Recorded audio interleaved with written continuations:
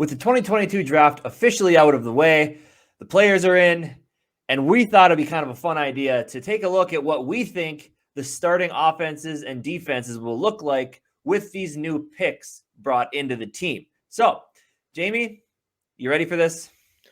Oh, yeah, I'm ready. I think we got these predictions exactly what we're expecting, and they're going to be exactly right to a T. There might be a couple surprises in there, but I don't know. It's just got to happen this way.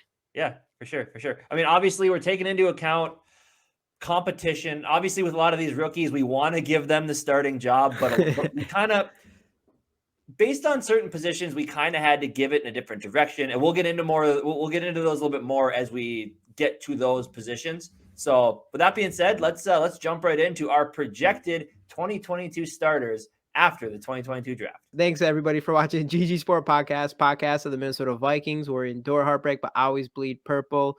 Hit the subscribe button and hit that bell, get notifications for more of our videos. We're going to keep them coming every single week, just like we have been every single week for almost the past year. Let's go.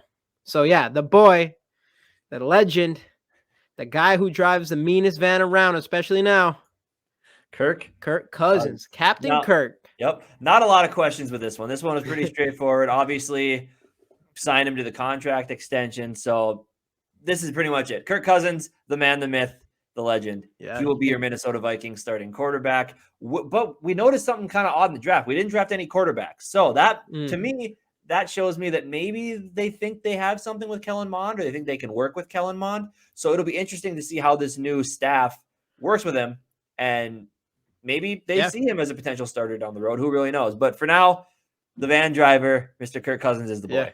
Yeah, you can see that he's spending his extension money pretty well, and yeah, I mean that's a nice little whip right there. Yeah. But no, I wanted to mention too. Yeah, what you said about Munn is absolutely correct. We did not pick a quarterback in this draft. I think it is smart. Give him a try, see what we got in him, and then next year we definitely might have to make it a priority to get another young quarterback in, or not. Hopefully not. Hopefully Munn is that guy. Yeah. And I don't know, unless Kirk wins a Super Bowl or something, and then hey, I don't even care what we do with him after that. Right. Moving on, position number 2, running back. Of course, number 33, the chef, Dalvin Cook. Now, Dalvin Cook, number 3. Number 4. Or number 4. Sorry, I messed that up. Number 4. So I should have found a jersey swap for that one. That'd have been kind of fun. Yeah, I should have. I don't got time for that. But anyway, so Dalvin for 2022 is the for sure starting running back coming into the season. Some of these the draft pick though of Ty Chandler kind of makes you wonder if maybe they're thinking Dalvin Cook might be on his way out after this season. I mean, obviously he's getting a little bit older. I think he's getting close to 30, if he's not 30 already. Obviously the injury issues have been a thing ever since he got drafted into the NFL. The contract is getting kind of big for a running back. I love Dalvin when he stays healthy, but that has been a question. But for this year, unquestioned starter. Obviously, with Alexander Madison going out, the running back draft pick could have been just to make up for that next year. But also with the way the guy works, you could see a potential Kene Nwangu and Ty Chandler 1-2 punch moving on from Dalvin after the 2022 season. But since this is a 2022 depth chart, Dalvin Cook's the guy.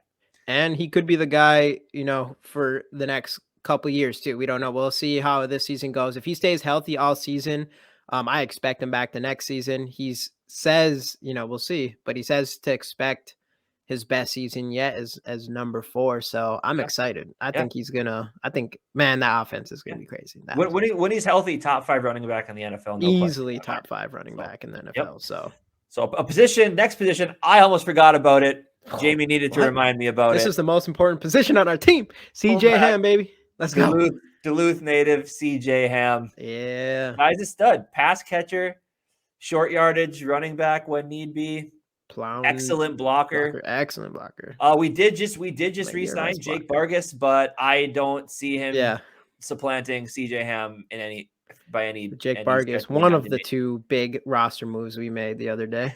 Right. But basically we'll get into more of that later. But basically, unquestioned fullback starter CJ Ham. Yeah, let's go. He's here for the long haul till he retires.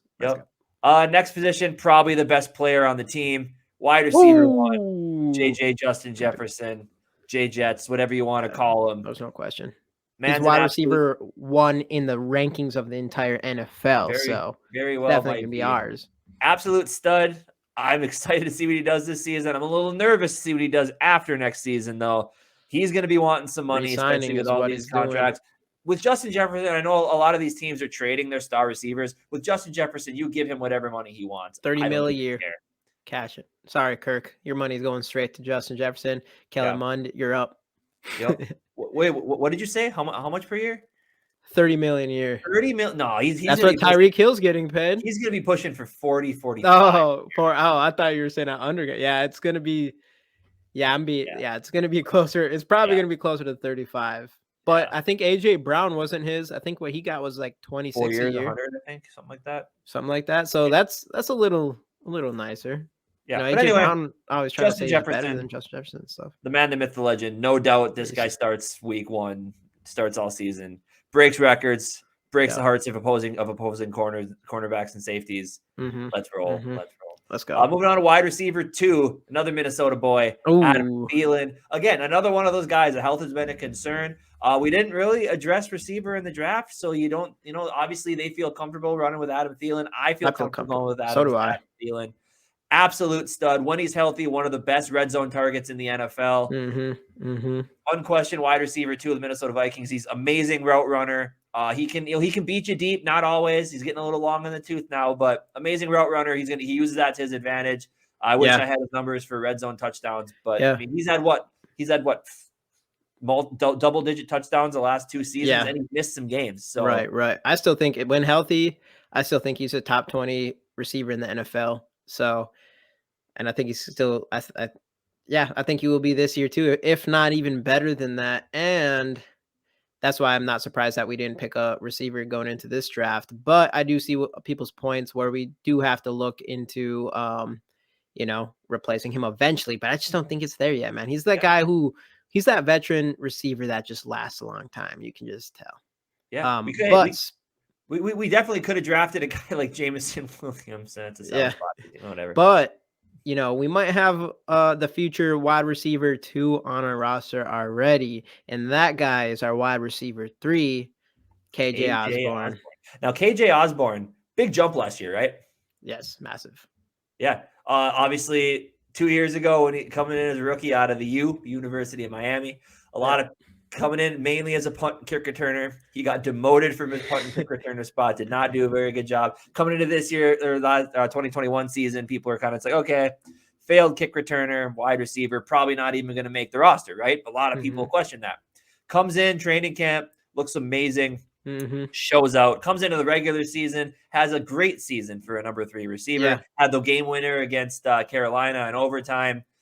I think what the stat was, I think he had like the most clutch catches or like percentage, like how often he caught based on attempts or whatever. I don't know, but it's pretty beast, and his hands are nice. That's one thing I did not know about him, is how good his hands were. I mean, Kirk was throwing strikes at him 10 yards down, just doop, doop, doop, cat. He's a beast. And he's only in his 3rd year coming in this year. Right. He's fast. And I think people are definitely all over the league are sleeping on him. I mean, I think some people think he's just been in the league for a while, but I mean, this is his 3rd year. This is a year where you break out. Yeah, for sure. So I'm excited to see what he can do. Obviously, like you said, potential replacement for wide receiver 2. Behind him, you got the likes of Amir Smith-Marset.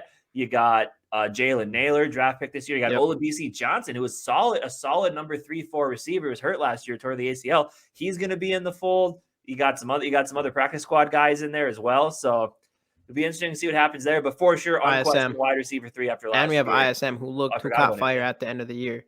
Yep. So we got a lot of depth there. Yeah. Now moving on to a guy who's basically a wide receiver. Tight end, Irv Smith Jr. Obviously, yes, we know the injury concerns over the last couple of years, but man, I cannot wait to see a healthy Irv Smith. Me too. He got so hyped last year. So hyped. He did. But think about him in this offense with those receivers we just talked about, with Delvin, with Ty Chandler potentially, right, catching balls out of the backfield. The sky's the limit for Irv Smith Jr. He's in a contract year, I believe, so this is going to be a big year for him. He's going to have to show up and show out, make some cash. I don't know if it's going to be from us, but I'm excited to see what he can do when healthy with this style of offense. So I'm pumped. I cannot wait to see this guy get on the field. Yeah, this is it. We're going to see the breakout Irv Smith that we've been waiting for, and it's going to be amazing. I can't wait. Size, speed, athleticism. Right. comeback player of the year right there. Yeah, very well could be. there. Very well could be. I'm excited. Moving on, the big boys. It's time for the big boys. The much maligned Minnesota Vikings offensive line. First spot though, no concerns. 2021 Let's first round go. pick, Christian Darrisaw, left We tackle. did it. We found one. Guys got size, great Yep. blocker. Obviously, what we saw last year when he was able to play, unquestioned starter on the left side, nailed the draft pick. Super excited to see what he can do in a full off season of health. Getting to work under new offensive line coach Chris Rumpf. Really excited to see where he can take his game. Like I said, full healthy off season. Ton to like with Ezra Cleveland. I'm excited. Or with Christian Darrisaw. Christian Darrisaw, sorry. Yeah. But coming to next. But anyways, yeah, no, I absolutely agree. We got our guy. It's super nice to have this season coming in and knowing we're at least 100% solidified in 2 spots on this offensive line. But let's go to the next guy who turned it up last season. Left guard, Ezra Cleveland. My dad said the best thing about him. You never hear his name. When you're an offensive lineman, you never want to hear your name because usually in the game it's a penalty or you let a sack go or something. But Ezra Cleveland, is he one of the best left guards in football? No, but he's solid. He's good. He's athletic. He fits the offense young. Well. I'm excited. He's a ceiling guy. We got him for his potential, and he's right. He hasn't hit it yet. So right, and he could be a swing tackle. Push him outside if someone were to get hurt. Cross your fingers. Knock on wood, that doesn't happen. Yeah, but yeah, I like him. He's got some competition though. He's got a lot of competition with coming in with some of the rookies, some of the some of the draft picks we had, some of the guys already on the team. I think there's going to be some competition there. But I think going into training camp, he's going to be the favorite to get that left guard spot. Yeah, absolutely. I think it's definitely his. And then next, probably the most surprising pick in this entire depth chart prediction. At this point, it is May 3rd. We're recording this, so we don't know if anything's going to happen between now and then. We actually have we had a video, as I'm sure you guys saw last Friday about this man. Yeah. Prediction within a prediction.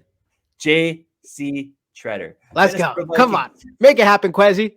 Soon to be Minnesota Vikings center. He'll jump right in there at that spot. He'll be the favorite. We already talked about in the last video. This is the signing we need to see. Here's the video if you haven't checked it out yet, by the way. Yep. Click the card right up there, wherever it ends up. But if not JC Treader, then you're looking at a competition between Garrett Bradbury, who Kwesi and Kevin O'Connell both said a lot of good things about. They're both being high on him. It might just be to drum up his confidence. Who knows? You got Chris Reed, the guy we got from the Colts in the free agency. Mm-hmm. They're messing around with Wyatt Davis there even. You never know. Ed Ingram might be able to step in there at center. But I think for sure you're looking at J.C. Treader starting for the Let's hope. If this is what happens, if this is our depth chart, it's going to be amazing. And then from J.C. Treader, another second-round pick. We've hit on Brian O'Neill. We hit on Ezra Cleveland. At least it's looking that way. And now we're about to hit on this guy, Ed Ingram. LSU guard. So obviously, first thing that pops out, LSU played it. I believe he played on the national championship team. Right guard in the SEC, faces the best competition out there in college football. Huge man, guy's a stud. Like I said, potential center. You never know, but I think he's going to come in. I think he's going to compete in camp. I think he's going to come out as a starting right guard for your Minnesota Vikings. I do want to say we did, and we also do have high hopes for Wyatt Davis. We always have. There's a lot of concerning stuff coming from like news sources and stuff saying that Spielman wanted him and no one else wanted him and they're pissed off that he did it or whatever. I don't know if any of that's true. I do know that he was going to be a first round pick before his injury or whatever happened.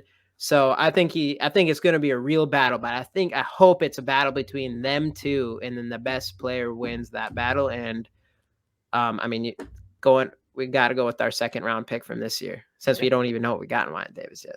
Right, for sure. And then obviously we talked about Chris Reed, Jesse Davis. Those guys are gonna compete at right guard as well. Yeah, Jesse Davis is he has the most he's the biggest veteran. He has the most experience. So you wouldn't be surprised if they started with him, but we don't have Zimmer anymore. It's time to put rookies in there if we feel like they're ready, and we don't have to have them wait half a year or whatever. Right. But it's just nice to see some real competition coming in finally. That's what I'm most excited about. So obviously the biggest spot on the offensive line, no competition here. One of the best right tackles in the NFL, Brian O'Neill. That's all I got to say. Brian O'Neill, athletic, big, strong, confident. Kwesi probably said hi to him in the hallway. Pumped. Good. Yeah. Yeah. So I don't think there's much else to say about Brian O'Neill. Unquestioned starter at right tackle. If you question it, you're stupid. I'm sorry. Yeah. It is what it is. You're just stupid. For sure. That's why no one's questioning it, though. Right. So that's the offense. Those are the projected starters in the offense post-draft. Let's go into the defense now. I'm excited to talk about defense. And before we get too deep into it, yeah, you were going to say, is that what you're going to say? I do want to say, we're absolutely expecting a 3-4 defense. And this is the first time I've ever even dug into 3-4 defense all the time, because we've always been a 4-3 defense. So we're trying to understand how it exactly works for sure. And I think we kind of got it. So, and from what I understand is you kind of have like the outside linebackers are kind of more of your rush passing defensive ends, and you kind of line up your bigger long-armed bodies at the defensive line. So kind of more of like maybe defensive tackles and 3 techniques. Yeah. So your left end and right ends are more of 3 technique type guys. Right. 3 technique and 5 tech, I believe they said. Yeah. But also, I mean, Kwesi and Ed Donatel, or not Kwesi, Kevin O'Connell and Ed Donatel said it is going to be a variable 3-4 front. So I think they're going to start there, shift some pieces around. Obviously, he said you always want to make it easy for the players to understand, but difficult for the opposing offenses to get. Right. I mean, you see Danielle Hunt. That'd be so like you see Danielle Hunter coming out for like standing up outside linebacker, and then hopping in one of the right end spots or whatever. Like, what are you going to do? Man? That's just going to get confusing. Exactly. Yeah, man. But anyway, so it does feel weird talking about ends being big dudes, but we got our left defensive end here. Harrison Phillips, signee from the Buffalo Bills. A lot to like about him. A stand-up guy. Everybody really loves him as a person. As a player, he's shown some production as well. I think with the fact they brought him in and paid him, I think he will be the unquestioned starter at that spot along the defensive line. Yeah, I like it. He's been pretty involved with the team and stuff. I saw him at a Wolves game with the team and doing all that kind of stuff. He kind of jumped right in with everybody. So that's been really cool to see. Yeah, I'm excited about him. Yeah. So moving on to nose tackle, Delvin Tomlinson. Thought Delvin played really, really well last year. Second Delvin on our list, second Delvin in the NFL. I thought he played solid. Obviously, you saw they chose him over Michael Pierce. A lot, that could have been money reasons, but I think he's more available. And when he was out there, he had some sacks last year. He got after it in the running game. I like Delvin Tomlinson. I think he's going to be a very solid nose tackle for this 3-4 defense. Me too. And I don't think we've seen the best of him yet. I think he has. I think he's someone that does have Pro Bowl talent, and we haven't seen it yet. And I'm thinking this could be that year. And if it is, that'd be massive.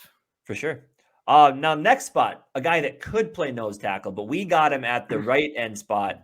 That would be Armon Watts. Thought he stepped up really well last year when he needed to play with injuries. I thought he played really well. He showed out last year. I think that was his breakout year, but he can only get better from here.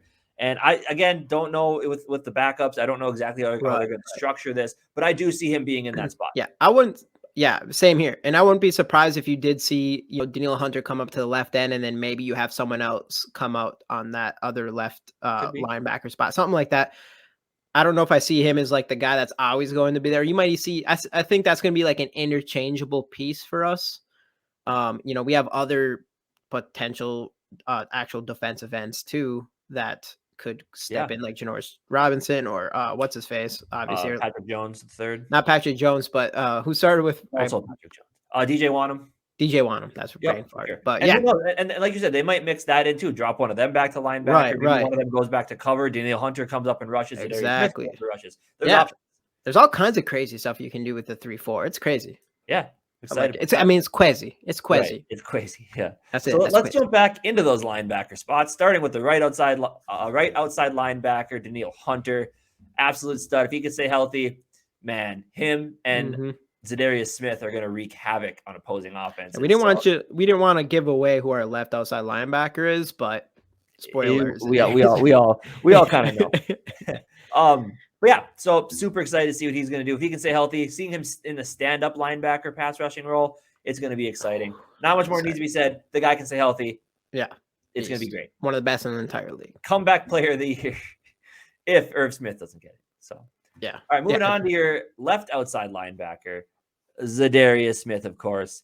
I can't wait to see what Zadarius Smith and Danielle Hunter are going to do in this offense. I think the injuries are behind them. I think they're both going to come out, show out. It's going to be so much fun. It's going to be so crazy, dude. I can't wait. Yeah, unquestioned starter on that side. Yeah. Middle linebacker number 1, the boy Eric Eric Kendricks. Super Kendricks, excited to see what he's still one going of to the do. best in the entire league. Yep, for sure. So you look at Eric Kendricks, and the guy can do just about everything on the field. I'm excited to see how they're going to incorporate him into a 3-4 defense.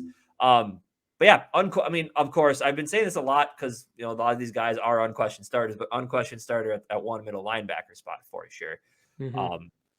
Yeah, and then the other one, Jordan Hicks, free agent signing out of Arizona. Again, another guy a lot of people like. Solid player, not great, but definitely not bad. Very solid player. Yeah. I think he might have a little bit of competition though from the likes of I agree. a Chaz Surratt or even a Brian Asamoah, the guy we drafted this year. I think those two guys are going to give him a run for his money. Troy Dye is there as well. So, and then we forgot to mention with nose tackles and stuff, you got the likes of James Lynch backing him up in the backfield as well. The Asezi, the Minnesota guy we drafted for those spots. Yeah, so draft picks are going to play in here as well with Chaz Surratt and Brian Asamoah and Troy Dye. And this is a position I would not be surprised if you see one of these other linebackers come and take that starting spot. Because we do have, I mean, Troy Dye is going in his 3rd year, Surratt 2nd year, and then I mean we're all excited about was it Asamoah? Asamoah. I believe it's Asamoah. Asamoah. Yeah. But also, like I said, also Blake Lynch back there too. So there's options. Yeah, Blake Lynch too. We got a lot of. It's nice to have all that competition since we have 2 middle linebacker spots. Now it kind of makes sense that we have all these middle linebackers. Yeah, for sure. Moving on, cornerback one, Cam Dancer. All right, I put him at quarterback 1. I think I think this is the year Patrick Peterson passes the torch to the boy Dantzler, and I think Dancer is going to end up being. I think he's going to be a super stud this year. I think it's going to be by far his best year. Yeah, and with the other draft picks, I think that's only going to motivate him more. Knowing guys like Andrew Booth and Caleb Evans are coming in now. Obviously, he sees that, and I think it's only going to motivate him to be even better. So I'm excited to see what he can do. Now I had a little bit of. I was thinking maybe Booth would start over Dantzler, but presumptive starter this year, Patrick Peterson. Jamie brought up the good point that we would rather see eventually a Booth or an Evans beat out Peterson and then have, which I mean, Peterson will play this year. He will start this year, but he's a mentor. He's going to mentor these younger guys. So you're going to have the likes of a Caleb Evans and Andrew Booth fighting for that spot, and they could get in with rotation. He's a little older, probably going to need some rest. Put those guys in there to go along with Dantzler. If eventually down the road, Dantzler and Booth are your 1-2 punch at corner, that's perfect with the Caleb Evans backing them up, as well as Chris Boyd, which we forget about. He's showing some flashes. So Harrison Hand. A lot of Harrison Hand as well. Yeah, a lot of options at cornerback. But I do think that you're going to have Dantzler and Peterson being your day one starters. Your day one starters. And then I see Andrew Booth being the main guy that kind of comes in their both of their places. Like it's going to be cornerback 1, 2, and 3 on the outside, in my opinion. I think you're going to see interchangeable with all 3 of them. Yep. And I do think Evans was drafted as more of a developmental process. Yeah, he's definitely. I can't imagine. I mean, maybe if he is, fantastic. Obviously, Kwesi saw something great in him. So, I mean, who knows? But that's what I kind of see. I don't see Booth coming in and taking Patrick Peterson their Dancer spot right away. I think Dancer is the future, one of our future cornerbacks, and I think Booth is the other future cornerback. And yeah, I would agree. Moving on to the next guy, slot corner nickel strong corner. Safety. Oh, we're going strong safety first. Okay. I don't have a. We'll go. Yeah, we'll talk about right here actually. So strong safety. Nickel corner. We're thinking Shondon Sullivan that we signed from Green Bay. Yeah, and he'll probably be the day one starter or whatever, and all that stuff. But with a nickel, I think you can be a little bit interchangeable. Even in a 3-4 defense where you have 2 middle linebackers out there who are out there covering a little bit. And I think there's a chance that we see, Sullivan taking that spot. And then, we just saw our strong safety is seen. But there's another guy that is very important to the team, a guy that I was so excited about going into the season, especially before he drafted scene, and it was Cameron Bynum. He played fantastic last year, and I could see him and Scene even jumping in that nickel role a little bit off, or more often than not, honestly, because I think I heard Kwesi say it, or was it Kwesi or KOC? I don't know. One of them mentioned that, your goal is to have your best players on the field as often as possible. I think Bynum is one of our best players. I think he is going to take that step, and I think it would not be a bad idea to put him in the nickel, especially since he came from being a quarterback, corner to safety, Right. So and he has obviously experience. seen picking first round safety. You kind of want to see him take Yeah. over that other So, spot. I think he will be the presumptive starter coming into the season. A lot of people are saying he's a plug and play prospect, that strong safety spot. Big hitter. I like him a lot. I'm excited to see what he can do with this defense. Learning from Harrison Smith in the preseason and training camp and whatnot. I think it's going to be exciting. It's going to be fun to watch him and of course Harrison Smith play next to each other. We're two big hitting safeties coming out of deep in the defensive backfield. It's going to be fun, man. We could not have asked Scene to have that veteran presence like Harrison Smith, that guy who can groom him like Harrison Smith. We are so lucky to have a veteran guy like Harrison Smith with these young safeties, these special young safeties we've got. Sure. And then we didn't mention him. Got to give him love. Greg Joseph, Andrew Barry, even though we did sign a punter and undrafted free agency, as well as Andrew DePaulo being the long snapper. Got to give the special team some love. And Ken A returning kicks. And honestly, we didn't really put any thought in the punt return because that's going to be up in the air this year too. Could be Jalen Naylor they're talking about. It could be Ty Chandler. Could also be Ken A. You don't know. ISM. We don't know. We'll see. ISM could be there. We'll see. But anyway, Ken A's the best kick returner in the NFL. Yeah, but there you got it. Here's a list down of our projected starters week 1 post draft. I think this is a pretty accurate list. I mean, who knows? Maybe like KJ Osborne, maybe you'll get a preseason wonder boy, training camp wonder, training camp surprise that'll come and kick one of these guys out of the starting lineup. I kind of think you'd see it more on the defense with some of these guys we've drafted. Maybe one of that, maybe Booth steps up and takes over a starting spot. I don't think he'd bench Peterson, but you never know at the end of the day. Yeah. You don't know. I think Jordan Hicks would be the most likely, even though he's a veteran presence, obviously huge veteran presence, but there's so many linebackers there and they're just getting more seasoned. And then, I mean, that cornerback spot's going to be, I feel like that's going to take longer to pass because Patrick Peterson's he's not someone that you just don't start in the beginning of the season. I feel like. Yeah. Well, and corner and quarterback are the toughest position to transition from. Right. So, but anyway, that'll do it for this episode. Let us know what you think of our list right over here and leave a like if you enjoyed the video. If you want to check out some of our other videos, click the links right up here for those. Most importantly, do not forget, subscribe to GG Sports Podcast. Catch all of our content from here on. Schedule release coming up pretty quick here. We'll do a video on that. When that goes on, then right into summer. Football never sleeps, and I love it. Thank you guys for watching. SKOL Vikes.